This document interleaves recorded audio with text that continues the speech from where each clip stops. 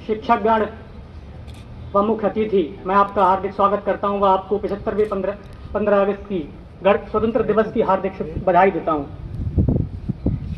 सर्वप्रथम हमको ये सोचने की आवश्यकता है कि हम यहाँ पर खड़े क्यों हुए हैं, हमारा मकसद क्या है। मकसद है हम 75वां अपना स्वतंत्र दिवस मना रहे हैं। हम प्रधानमंत्री नरेंद्र मोदी जी के आह्वान पर पिछले 75 सप्ताहों से 12 मार्च 2021 से हम लगातार, आज 75वां सप्ताह है, हम अपने स्वतंत्रता दिवस के अमृत महोत्सव को मना रहे हैं। इसीलिए ये भारत कोई जमीन का टुकड़ा नहीं है, ये भारत कोई मानचित्र पर अंकित कोई त्रिभुज के आकार का आकृति नहीं है। ये भारत एक जीता जागता राष्ट्र पुरुष है, ये जीता जागता विश्व शक्तिमान देश है। और इसीलिए हमारे भारत को सोने की चिड़िया कहा जाता था। सोने की चिड़िया के नाम से लोग जानते थे और कहते थे भारत एक सोने की चिड़िया है। और इसी सोने की चिड़िया ने अंग्रेजों को लालच किया, उनके लोभ से भरे हुए अंग्रेज यहां पर आए और उन्हें हमारी सोने की चिड़िया को कंगाल कर दिया, लूट लिया। और वो ना तो यहां रहने के लिए आए थे, ना वो घर बनाने के लिए आए थे, वो तो अपना इंग्लैंड, अपना ब्रिटेन, अपना देश, अपना राष्ट्र बनाने के लिए आए थे। वो लोग यहां सिर्फ और सिर्फ यहां के लोगों से मेहनत करवा के, उनके खून पसीने से कमाई करवा के, उनकी मेहनत से उनकी जो अर्जित धन है उसको संचित करके अपनी ट्रेनों में, जहाजों में भर के अपने देश को ले जा रहे थे, ले जाने आए थे।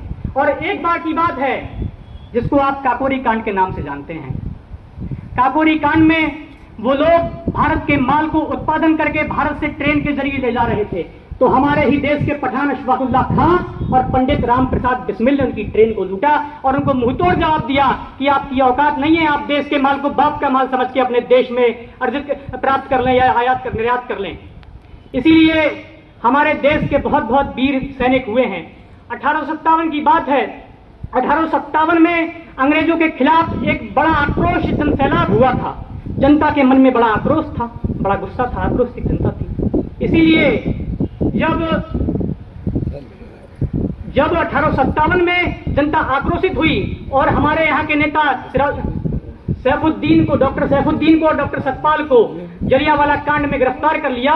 और जलियांवाला बाग में जब मेजर जनरल डायर ने उनको घेर लिया और अपने सिपाहियों से कहा कि इनके ऊपर गोलियां चलाओ, और सिपाहियों को साफ स्पष्ट निर्देश दिया, आदेश दिया। उसने कहा इन पर जब तक गोलियां चलाते रहना, जब तक तुम्हारी बंदूकों के नालों से गोलियां रुकना बंद ना हो जाएं, जब तक कि आपकी गोलियां खत्म ना हो जाएं, तब तक इनको खून देना। हमारे देश के लोगों को मारा, खूनों को उनका खून किया, हमारी बहन माँ बेटियों की असमत लूटी, हम हर तरीके से गुलाम बनाए गए। लेकिन इसके साथ साथ ये हम लोगों ने 15 अगस्त को आज़ादी प्राप्त कर ली। लेकिन इसके साथ साथ एक हमारे देश में बड़ा दुर्भाग्यपूर्ण काम 15 अगस्त को ही हुआ। आप में से कई लोग आशंकित होंगे कि ये क्या है, तो मैं आपको बताऊं, हमारा देश अखंड था और हमारे देश के 2 टुकड़े हो गए। कुछ नेताओं के स्वभाव से, कुछ नेताओं की बातों की वजह से हमारा देश 2 टुकड़ों में बट गया। एक पाकिस्तान कहलाया, एक हिंदुस्तान कहलाया। ये इत्तेफाक था कि हम हिंदुस्तान की जमीन मिली और हम गर्व से कहते हैं कि हम हिंदुस्तानी हैं। अगर हिंदुस्तान और पाकिस्तान अलग ना हुआ होता तो दुनिया के कॉमनवेल्थ गेम हो या ओलंपिक गेम हो, हर जगह हमारे ही परचम लहराता। हमारा सिर्फ नीरज चोपड़ा सिर्फ मेडल नहीं लाता, अरशद नदीम भी मेडल लाता, सना मीर भी क्रिकेट खेलती हमारे लिए, और हमारे लिए स्मृति मंधाना भी क्रिकेट खेलती। आप सोच सकते हैं, सिर्फ कल्पना कर सकते हैं।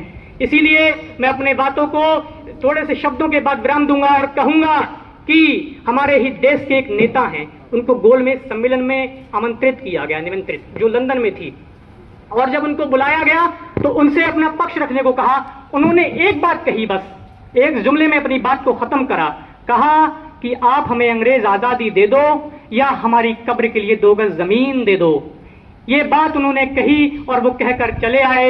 इसी तरीके से बहुत बहुत वीर वीरांगनाएं हुए हैं। रानी लक्ष्मीबाई, जिन्होंने घोड़े की नाल को मुंह में दबाया, अपने छोटे से बच्चे शिशु को पीठ पर बांधा और अंग्रेजों से कहा कि जब तक मेरी धमनियों में रक्त का आखिरी कतरा बाकी है, आपकी औकात नहीं है आप मेरी झांसी पर कब्जा कर सकें।